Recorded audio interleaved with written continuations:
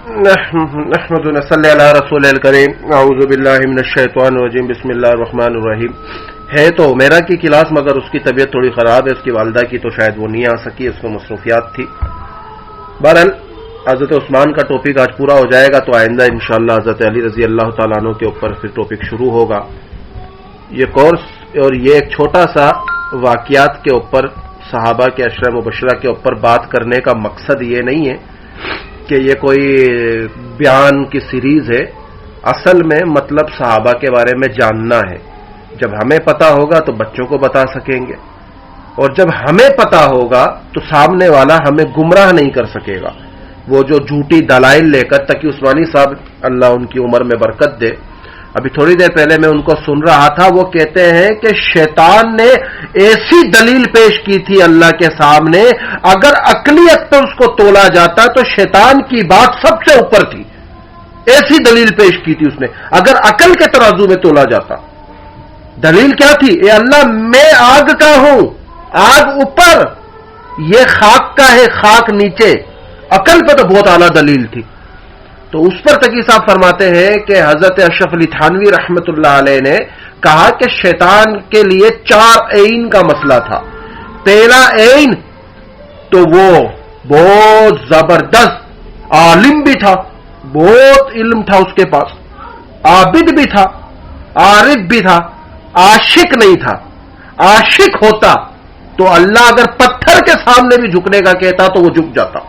عاشق نہیں تھا وہ, تو عقلی دلیل پہ فیصلہ نہیں تھا. تو اب جب ہمیں چیز پتا ہو تو بچے پوچھ لے کل کو, اماں جی بتا دیں حضرت عثمان کون تھے, اماں یہ بتا دیں اسلام میں سب سے زیادہ مظلوم کون گزرا ہے. جی آج کل جو ماحول بنا کے بتایا جا رہا ہے, جس طریقے سے حضرت حسین رضی اللہ تعالیٰ عنہ کی طرف سے بالکل ان پہ ظلم ہوا, ہم اس چیز کو بالکل مانتے ہیں, اور غلط ان کو شہید کیا گیا. لوگوں نے دجل سے فریب سے کام لیا, جھوٹے خط لکھ کے بلوایا انہیں, بیچ میں لوگوں نے فارجیوں نے بڑا فائدہ اٹھایا. مگر حضرت عثمان رضی اللہ تعالیٰ عنہ کی شہادت کا واقعہ سے سبق حاصل کیا حضرت حسین نے. علی آخر میں کہتے ہیں بیٹا رات یہاں رک جاؤ اپنے چاچا کے گھر کے پاس, مجھے ڈر ہے کہ تمہارے چاچا عثمان کو شہید نہ کر دیا جائے. کیونکہ عثمان ایک یونیورسٹی کا نام تھا, ایک مدارس کا نام تھا, ایک اسکول کا نام تھا, ایک پورے سسٹم کا نام تھا. اس سسٹم سے تعلیم جو حاصل ہونی تھی وہ حسین کو ہونی تھی یا حسن کو ہونی تھی. اسی تعلیم کو سیکھنے کے لیے اس اسکول میں داخلہ دلایا علی نے. کسے؟ حسن کو, حسین کو.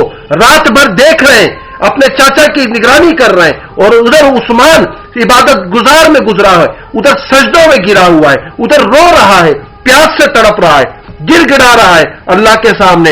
اے اللہ تو جانتا ہے میں کیوں ہوں, تیرے سامنے کیوں ہوں. کیونکہ اس یونیورسٹی کا نام ہے عثمان تھا. حیا اور شرم پر کوئی دیوان لکھے گا, حیا اور شرم پر کوئی دیوان لکھے گا, خدا کی قسم وہ سیرت عثمان لکھے گا, وہ سیرت عثمان لکھے گا.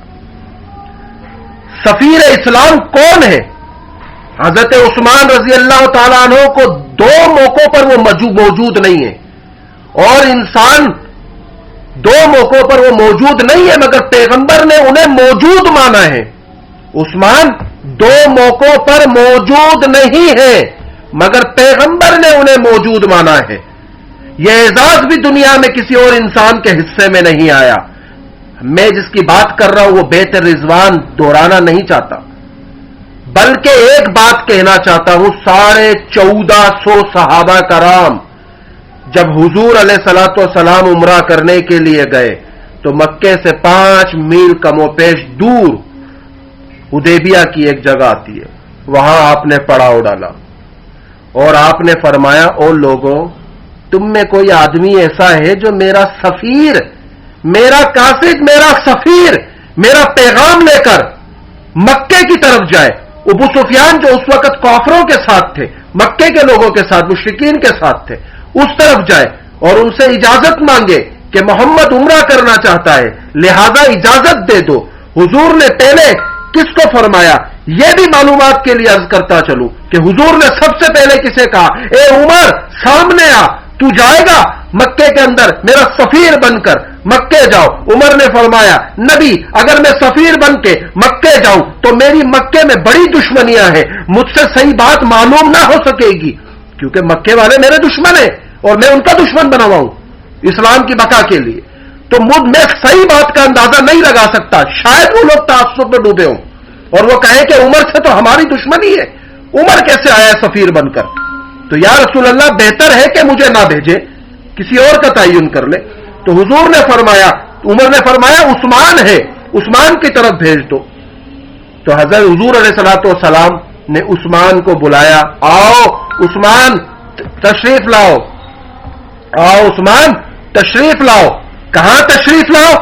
میرے پاس آؤ. حضور نے 2-4 صحابیوں کو عثمان کے ساتھ ملا دیا اور فرمایا عثمان تم میری طرف سے سفیر ہو. یہ بڑی قابل غور بات ہے. کیا فرمایا ہے عثمان تم میری طرف سے سفیر ہو. پاکستان کا سفیر پاکستان کی عزت ہے, ہندوستان کا سفیر ہندوستان کی عزت ہے, امریکہ کا سفیر امریکہ کی عزت ہے, عیسائیوں کا سفیر عیسائیت کی عزت ہے, یہودیوں کا سفیر یہودیوں کی عزت ہے. مگر محمد کا سفیر پورے عالم کی عزت تھا, پورے اسلام کی عزت تھا. عثمان غنی ساری دنیا کے سردار پیغمبر کا سفیر ہے. یہ اعزاز دنیا میں اور کسی کو نہیں ملا.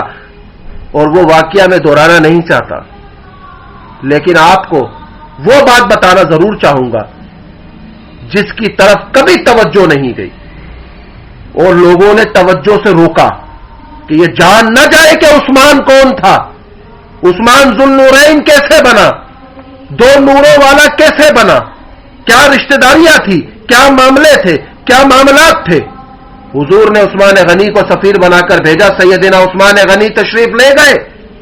جب وہاں پہنچے تو ابو سفیان نے کہا عثمان تیرے محمد کو اجازت نہیں کہ وہ عمرہ کرے. کیا کہا گیا؟ اے عثمان تیرے محمد کو اجازت نہیں کہ وہ عمرہ کرے, وہ عمرہ کرے, اسے اجازت نہیں, لیکن تجھے اجازت دیتے ہیں, لیکن تجھے اجازت دیتے ہیں. تاریخ لکھتی ہے عثمان وہ واحد بندہ ہے جس کی حیا کی پاک دامنی کی گواہی کفریت کی حالت میں بھی لوگ دیتے, ایمان کی حالت میں بھی دیتے. عثمان مسلمان بھلے ہوا, اس کے بعد بھی کافر عثمان کی حیا کی پاک دامنی کی گواہیاں دیتے رہے, ہر لمحے دیتے رہے. عثمان وہ حیا اور شرم کا پیکر تھا کہ حیا اور شرم پر کوئی دیوان لکھے گا, خدا کی قسم وہ سیرت عثمان لکھے گا. اے عثمان تجھے اجازت دیتے ہیں تو عمرہ کر لے, ہم تجھے اجازت دے رہے ہیں تو عمرہ کر لے, ہم تیرے کو اجازت دے رہے ہیں تو عمرہ کر لے, مگر محمد علیہ الصلوۃ والسلام کو اجازت نہیں دیں گے. یہ قبلہ موجود ہے عثمان تیرے سامنے, تو طواف کر. حضرت عثمان مکے میں تھے, حضور مدینے میں تھے. صلح حدیبیہ حضور حدیبیہ کے مقام پر تمام صحابہ کو جمع کر کے بیٹھے ہوئے ہیں. آگے عثمان کو بھیجا ہے. مجمع میں سے ایک آدمی اٹھ کر کہتا ہے عثمان تو بڑے مزے میں ہوگا, ہم یہاں پتہ نہیں عمرہ کرنے کی اجازت ابو سفیان دے گا بھی یا نہیں, اور عثمان تو وہاں پہنچ گیا, وہاں عمرہ کر رہا ہوگا, ہمارا دل چاہتا ہے کہ ہم بھی ہو. چنانچہ ادھر نبی کریم صلی اللہ علیہ وآلہ وسلم نے یہ بات فرمائی اور ادھر سیدنا عثمان کو ابو سفیان نے کہا کہ اے عثمان قبلہ تیرے سامنے حاضر, تو چاہے تو عمرہ کر لے. سیدنا عثمان کی زبان سے دل سے وہ بات نکلی کہ قبلہ تو ہے مگر قبلہ نما نہیں ہے, قبلہ تو ہے مگر قبلہ نما نہیں ہے, قبلے والا نہیں ہے. ادھر صحابہ نبی سے کہہ رہے ہیں عثمان کے بڑے مزے, وہ عمرہ کر لے گا. ادھر عثمان کو ابو سفیان آفر دے رہا ہے کہ تو عمرہ کر لے, کعبہ تیرے سامنے ہے. عثمان کہتا ہے کعبہ میرے سامنے ہے, کعبے والا نہیں ہے. یعنی جس نے قبلہ دکھایا وہی نہیں ہے, وہی رہبر نہیں ہے, وہی امیر نہیں ہے, وہی رسول نہیں ہے, وہی خاتم المرسلین نہیں ہے, وہی آخری نبی نہیں ہے, وہ خاتم النبیین نہیں ہے, وہی رحمت للعالمین نہیں ہے, وہی نہیں ہے میرے سامنے. میں کیسے کر لوں؟ طواف نہیں کر سکتا, عثمان عمرہ نہیں کر سکتا. عثمان بغیر عمرے کے وہاں موجود ہے اور بات مشہور ہو گئی کہ عثمان کو شہید کر دیا. بات مشہور ہو گئی کہ عثمان کو شہید کر دیا. اب یہ بات صحیح تھی یا جھوٹی, مگر افواہ پھیل گئی. تو حضور کھڑے ہو گئے, پیغمبر کا چہرہ انوار سرخ. صحابہ کہتے ہیں کہ حضور علیہ السلام نے رضوان کے درخت کے نیچے کھڑے ہو کر فرمایا، اے لوگوں عثمان کے بارے میں معلوم ہوا ہے وہ شہید ہو گئے ہیں، وہ شہید ہو گئے. یہ خوارجی، یہ کافری، یہ مرتدی، یہ گستاخ، یہ سارے گستاخ صحابہ اسی قصے کی بنیاد پر ام عائشہ کی دشمنی کو ثابت کرتے، اسی قصے کی بنیاد پہ امیر معاویہ کی دشمنی کو ثابت کرتے، اسی قصے کی بنیاد پر انہیں بنو امیہ سے چڑ ہے، اسی قصے کی بنیاد پر انہیں صدیق کی بیٹی سے چڑ ہے، اسی قصے کی بنیاد پہ وہ اہل بیت میں نبی کی اور بیٹیوں کو نہیں مانتے. انہی کافروں کو جلن یہ تھی، یا بنو امیہ سے ڈرتے ہیں یا صدیق کے خاندان سے ڈرتے ہیں. کہ بات معلوم ہوئی کہ عثمان شہید کر دیے گئے. ان لوگوں عثمان کے بارے میں معلوم ہوا وہ شہید ہو گئے، ان کو ظالموں نے قتل کر دیا. تم جتنے بھی لوگ ہو، تم کون ہو، جو بھی ہو، آج یہاں بیعت کر لو، کہہ دو کہ آج عثمان کا بدلہ لیے بنا نہیں جائیں گے. 1450 صحابہ جمع ہیں، موجود ہیں. حضور نے فرمایا بدلہ لینا چاہتے ہو؟ تو تمام صحابہ نے عرض کیا ہم بدلہ لینا چاہتے ہیں. پھر آؤ میرے نبوت والے ہاتھ پر اپنا ہاتھ رکھ دو. ایک صحابہ نے آ کر ہاتھ رکھا، چنانچہ حضور نے اپنا ہاتھ بیعت کے لیے آگے بڑھایا. کیا بیعت تھی کہ عثمان کو قتل جس نے کر دیا ہم اس سے بدلہ لیے بنا نہیں جائیں گے، ہم اس سے بدلہ لینا چاہتے ہیں جب تک واپس نہیں جائیں گے. اور کس کا بدلہ لینے کے لیے؟ نبی پر جس ہاتھ پر بیعت کرنے جا رہے ہیں. اس کا مطلب ہوتا ہے کہ بدلہ لیے بنا نہیں جائیں گے. اب بات کیا ہے؟ میں مر بھی سکتا ہوں جس بدلے کے لیے جا رہا ہوں، میں کٹ بھی سکتا ہوں، میں لٹ بھی سکتا ہوں، میں قربان بھی ہو سکتا ہوں، میں فاتح بھی ہو سکتا ہوں. یہ قیمت ہے عثمان کی. عثمان غنی تو ایک ہے، لیکن اس کے لیے ابو بکر بھی نبوت کے ہاتھ پر ہاتھ رکھ کر بیچ دیتا ہے کہ ابو بکر کٹ سکتا ہے، عمر کٹ سکتا ہے، علی کٹ سکتا ہے. قیمتی عثمان ہے، قیمتی عثمان ہے، قیمت عثمان کی ہے. قیمت نبی بتلا رہے ہیں. آج حضرت سیدنا عثمان غنی کی جو قیمت بتانا چاہتا ہوں وہ یہی ہے کہ سیدنا عثمان غنی کی قیمت کتنی بڑی ہے کہ سیدنا عثمان کی جھوٹی خبر کے اوپر کہ انہیں شہید کر دیا گیا. صدیق بھی مرنے کو تیار، عثمان بھی مرنے کو تیار، علی بھی مرنے کو تیار، طلحہ بھی مرنے کو تیار، زبیر بھی مرنے کو تیار، بلکہ 1450 صحابہ مرنے کو تیار. ہر لڑے کھڑے ہوئے ہیں کہ آپ بتائیں سب نے بیعت کر لی تو پیغمبر علیہ الصلوۃ والسلام نے اپنا ہاتھ دوسرے ہاتھ پر رکھ کر کہا ابھی مرنے کو محمد بھی تیار ہے عثمان کے لیے. تم 1450 صحابہ صرف تیار نہیں ہو، اب محمد بھی تیار ہے، نبوت بھی فدا ہونے کو تیار ہے عثمان کے لیے. یہ وہ عثمان غنی ذوالنورین رضی اللہ تعالیٰ عنہ. بیت رضوان میں حضور نے خود عثمان کی طرف سے بیعت کی تھی اور اپنا دست مبارک کو حضرت عثمان کا ہاتھ قرار دیا تھا اور ارشاد بھی فرمایا تھا جس کا مفہوم ہے. اور جس وقت اللہ نے دیکھا کہ نبوت بھی عثمان کا بدلہ لینے کے لیے میدان میں کھڑی ہے تو اللہ نے بھی فرمایا میں بھی کسی سے پیچھے نہیں. پھر ارشاد ہوا یعنی پہلے نبی کا ہاتھ ہے، پھر 1450 صحابہ کا ہاتھ ہے، پھر ان تمام ہاتھوں پر خدا کا ہاتھ ہے.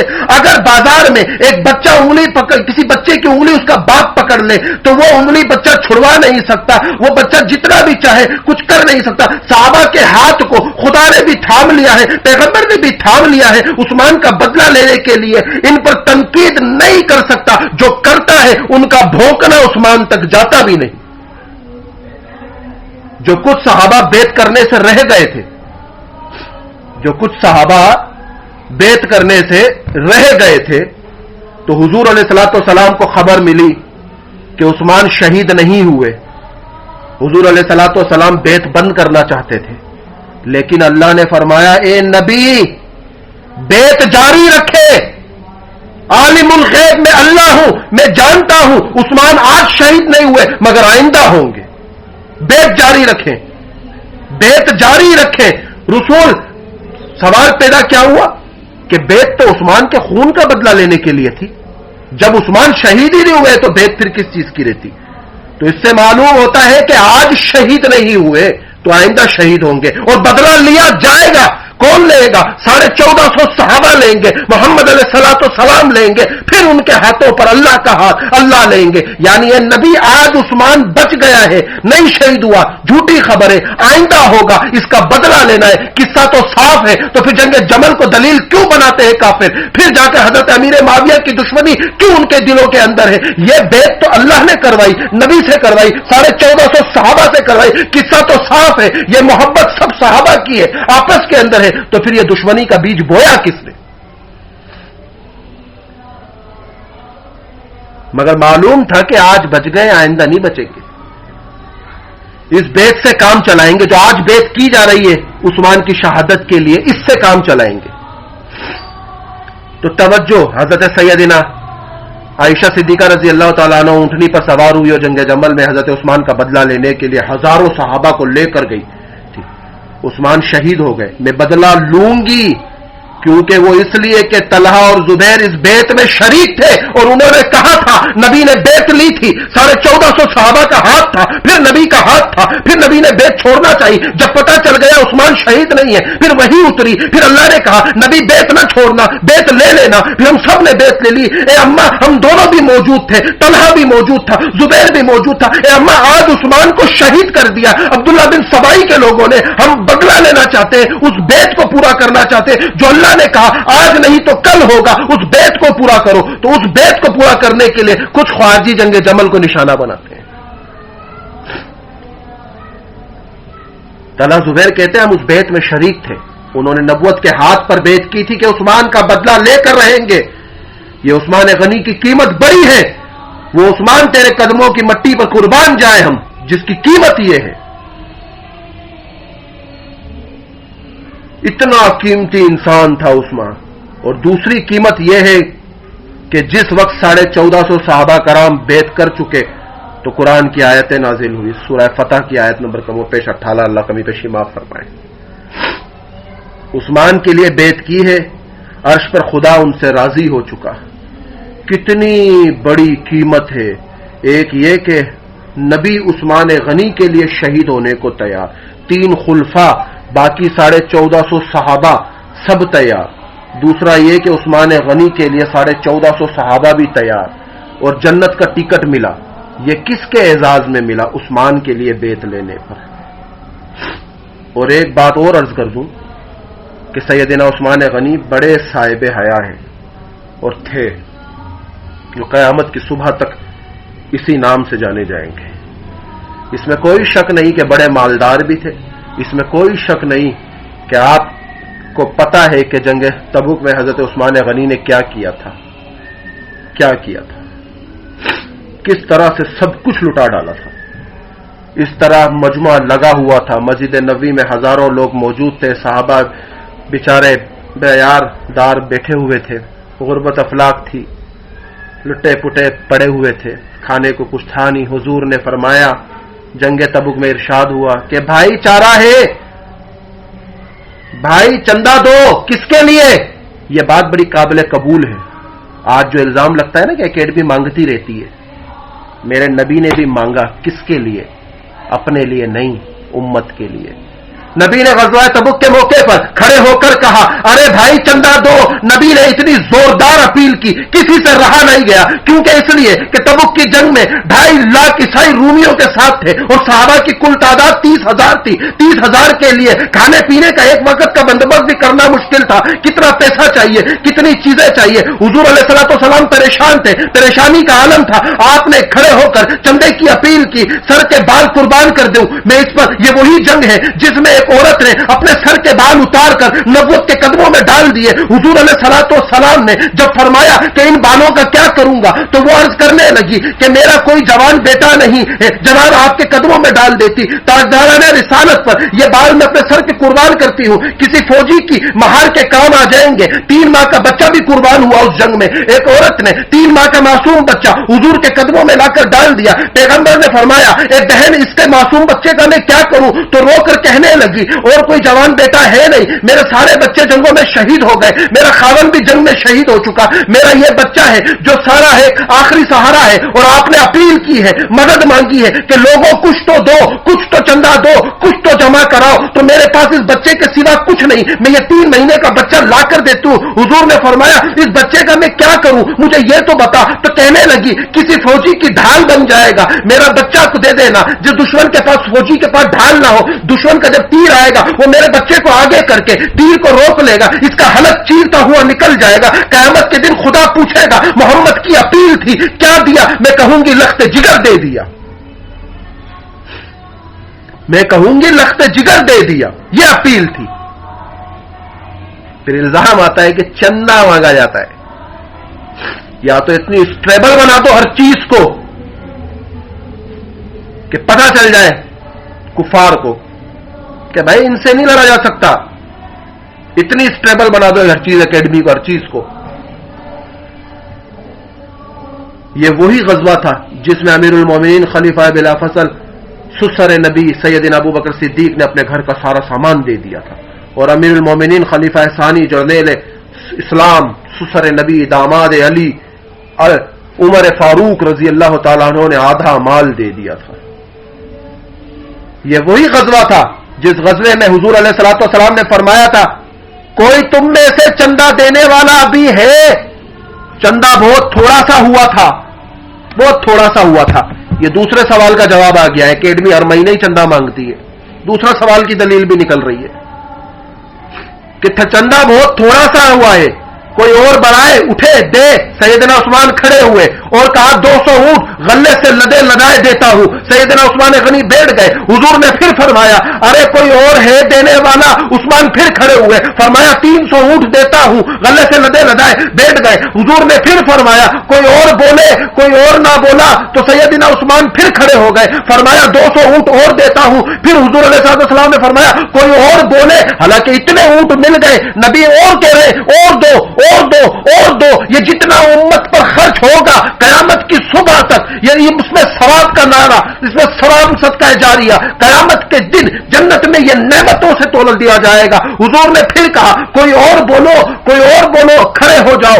جب کوئی اور نہ بولا تو سیدنا عثمان غنی پھر کھڑے ہو گئے، پھر 200 اونٹ دے دیے، 900 اونٹ غلے سے لدے لدائے، 1000 اشرفیاں سیدنا عثمان غنی گھر سے لائے، رسول کے قدموں میں ڈال دی کہ لے لو۔